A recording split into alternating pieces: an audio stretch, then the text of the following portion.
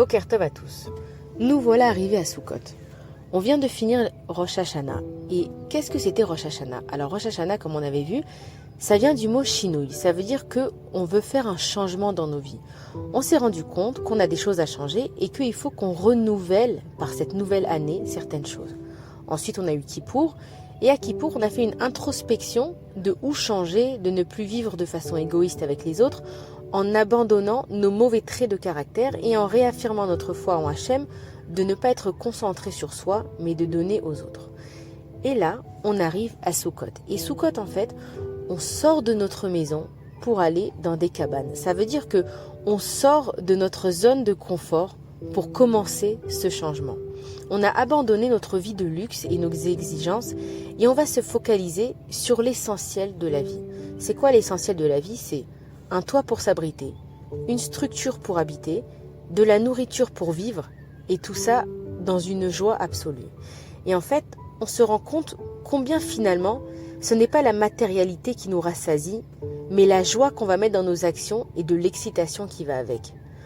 On dit dans les temps futurs qu'on habitera tous dans une souka, et quand on demande à Hachem de nous protéger, on dit que Akadosh Baruch Hu, il protège la souka de David qui tombe. Et dans la souka, alors il y a plusieurs lois quand on va construire une souka, et une des lois, c'est que le srar, donc les branches de palmier ou de bambou, elles doivent couvrir absolument tout le toit, et que les hommes, ils n'ont même pas le droit de s'asseoir dans un endroit où ce ne serait pas couvert. Ça veut dire que la lumière de la souka, elle vient de l'intérieur et non pas de l'extérieur. Et en fait, ça c'est un message pour la vie. On nous dit que il faut savoir rester caché dans sa vie, que la beauté des choses, elle va venir de l'intérieur et elle va se refléter à l'extérieur. Ça veut dire que quand on va mettre un toit sur notre tête pour nous protéger, à ce moment-là, quand nous on se sent protégé, alors on peut commencer à donner aux autres et s'ouvrir aux autres. Et c'est l'essence même de la fête, c'est de propager de l'amour de son prochain en invitant les uns et les autres sous notre souka. On voit que les branches de srar, c'est fait avec des éléments naturels. Ça veut dire que c'est soit des feuilles de palmier, soit du bambou. Parce que pour se sentir en sécurité, on n'a pas besoin d'en faire à outrance. Il faut savoir être naturel. Il faut savoir se connecter à la vie dans son état pur pour pouvoir être soi-même. Et on voit que pendant Sukkot, on aime tous montrer notre souka. Alors, dans les statuts, dans les photos, on aime inviter des gens et regarde comment j'ai fait, etc. Pourquoi on fait ça? En fait, on a envie de montrer notre intérieur, de partager avec les autres. On n'est plus oppressé par cette image d'être toujours au top, d'avoir l'impression de rentrer dans des critères de la société. On n'a plus besoin de cette matérialité pour être heureux et au contraire, finalement, on a chacun notre souka, notre intérieur à nous, qui va définir qui on est. Et si on réfléchit, on voit que pas une seule, et je pèse mes mots quand je dis pas une seule, aucune souka n'est la même. Alors que de base, les constructions, il y a des lois, donc les constructions de base, c'est tous les mêmes pour les uns et les autres, mais toutes nos soukas, elles sont différentes et elles sont belles. Et c'est ça justement qui fait la beauté de la fête. On n'a pas besoin d'être comme les autres pour être accepté ou pour être apprécié. Il faut savoir être soi-même pour se développer parce que tant qu'on est occupé à être comme les autres, on ne peut pas changer et s'occuper de soi. On nous dit aussi à Sukkot qu'il y a les 4 espèces. Alors c'est quoi les 4 espèces? Il y a le hétrog, donc c'est un fruit qui ressemble à un citron. Il y a le loulav qui est une branche de palmier. Il y a la dasse qui est une feuille de myrte et la harava qui est une feuille de saule. Et on nous explique que ces 4 signes-là, ils vont représenter les différentes personnes dans leur façon de servir Hachem. Et on nous dit qu'il va y avoir des éléments, donc dans ces 4 espèces, qui vont avoir du goût et certains qui vont avoir aussi de l'odeur, et que le goût, c'est les émotions, et que l'odeur, c'est l'intellect. Et que dans la vie, il faut avoir et le goût et l'intellect nécessaires pour aimer les autres et la nature à travers notre spiritualité. Alors quand on va prendre le hétrog, donc le hétrog, il a et une bonne odeur et il a un bon goût. Et le hétrog, ça va définir les personnes qui ont le goût pour la spiritualité et qui savent comment avancer vers Hachem. Ensuite, on va avoir le loulav. Il va avoir le goût, mais il n'aura pas d'odeur. Ça veut dire que ça va définir les personnes qui ont du goût pour la spiritualité, mais qui ne savent pas comment avancer. Après, il y a la dasse. Alors, la dasse, elle n'a pas de goût, mais elle a une odeur. Ça veut dire qu'on comprend qu'il y a une spiritualité, mais on ne se sent pas attaché à ça. Et ensuite, il y a la harava, qui n'a ni odeur ni goût. C'est les personnes qui, ni ils ont envie de spiritualité, ni ils ont envie de comprendre comment arriver à être spirituel. Et toute cette fête de Sukkot, si on réfléchit, elle va tourner autour de la nature. Ça veut dire que il va y avoir des plantes, il va y avoir des fruits, la souka elle est faite en bois, il va y avoir des branches de palmier, etc. Et en fait, pour se connecter à la vie, pour se connecter à qui on est vraiment nous, il faut voir la beauté des choses dans la nature et dans le monde merveilleux de Akadosh Baruch Hu. Il faut savoir s'émerveiller des choses simples. Par exemple, le bruit des vagues ou bien le chant des oiseaux. Et c'est la même chose pour une personne, c'est que il faut voir le naturel d'une personne sans tout ce qui est superficiel ou la carapace qu'une personne aurait tendance à se mettre sur elle. C'est que il faut qu'on creuse où est l'essence même des choses. Et qu'à Sukkot, on sait qu'il y a 7 jours et que chaque jour, c'est pour atteindre un autre niveau spirituel. Alors, il y a 7 mondes et il y a 7 niveaux spirituels.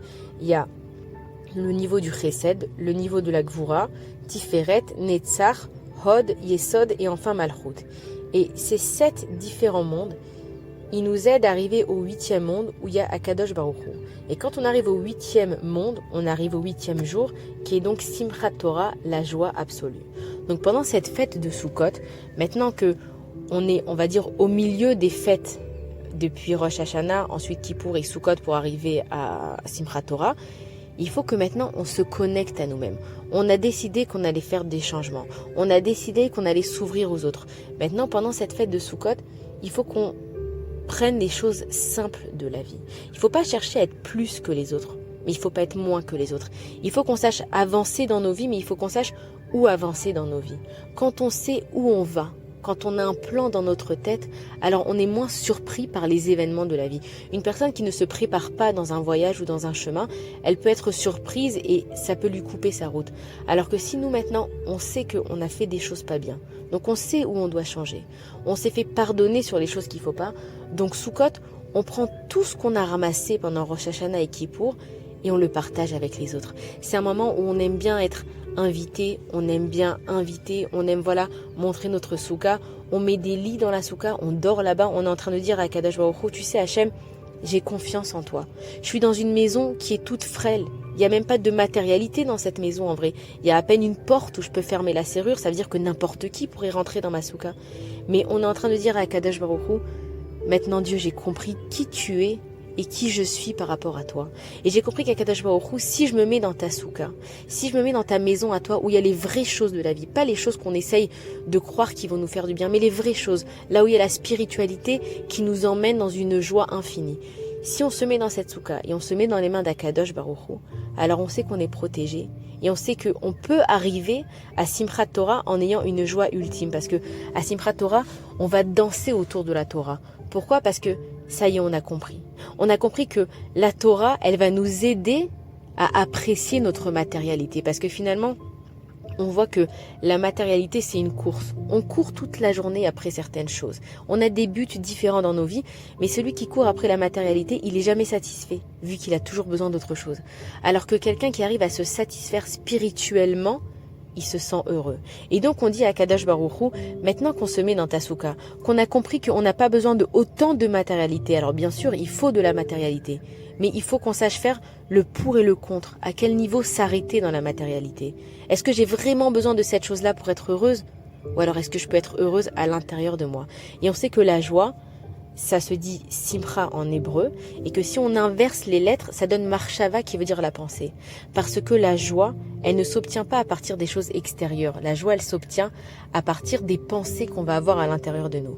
Donc à Sukkot, on se met dans notre souka et on nous dit que c'est bien de passer le plus de temps possible dans la souka. Peu importe ce qu'on a à faire, il faut qu'on le fasse dans la souka. On fait attention de dire des paroles agréables, de chanter des belles chansons. Si vraiment on doit crier sur ses enfants, on essaye de le faire en dehors de la souka parce que c'est un endroit où il n'y a que des pensées positives.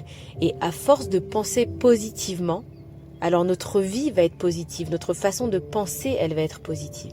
Et donc c'est pour ça qu'Akadosh Baruch Hu, il nous a fait sortir de nos maisons. Hachem, il nous dit, sortez de votre vie, sortez de votre zone de confort, là où vous croyez que vous êtes à l'aise. Sortez de cette matérialité qui vous empêche d'avancer, parce que cette matérialité, finalement, comme on est tout le temps en train de courir après quelque chose, on n'arrive pas à se reposer. Alors que quand on s'arrête, on fait une pause, et on se dit, qu'est-ce qui est essentiel dans ma vie? Qu'est-ce que moi j'ai vraiment envie d'être? Est-ce que j'ai vraiment envie de montrer à tout le monde que je suis comme ci et comme ça? Est-ce que je me force à acheter cette chose-là et cette chose-là pour être comme tout le monde? Et à Sukkot, on réfléchit. Et on amène de la joie spirituelle dans notre vie. Et quand on est heureux spirituellement, alors on arrive à être satisfait de la matérialité et de la spiritualité. Alors Bezrat Hashem, qu'on passe tous des très bonnes fêtes de Sukkot et qu'on arrive avec la fête de Sukkot et les 7 jours à atteindre des mondes spirituels différents dans nos têtes en pensant qu'à des choses positives pour arriver enfin à Simchat Torah. Et Simchat Torah, qu'est-ce qu'on fait? On prend la Torah et on tourne. Pourquoi on tourne? Parce que quand on encercle quelque chose, comme on voit pendant le mariage, la Kala, elle va et elle entoure son Khatan. Pourquoi? Pour mettre des barrières autour de lui. Pour lui dire, moi maintenant que je t'ai trouvé, maintenant que je t'aime et que je t'apprécie, je te protège. Je vais mettre des cercles autour de toi. Et on fait pareil avec la Torah, Simchat Torah, on tourne avec elle pour dire, allez Hachem, ça y est. J'ai compris c'est quoi l'essentiel de la vie. Donc je prends ta Torah, je prends cette spiritualité-là qui est faite de tellement de bonnes choses. Si seulement on comprenait combien la Torah elle est magnifique, intelligente, pleine de leçons. C'est pas juste un livre d'histoire. On raconte des histoires parce que quand on veut raconter quelque chose à un enfant, on le fait sous forme d'histoire. Mais quand on est grand, on comprend le message derrière l'histoire. Et donc la Torah elle est là pour que on creuse ces histoires et que on comprenne que tous nos problèmes ont des solutions grâce à la Torah. Et donc on va profiter de ce Sukkot pour arriver Bezrat Hashem à Simchat Torah à une joie absolue. Et après Simchat Torah, on pourra enfin commencer cette année avec tous les bons outils pour réussir, les bonnes pensées pour être heureux et le bagage spirituel nécessaire pour apprécier notre matérialité. Chag Sameach à tous et Shabbat Shalom.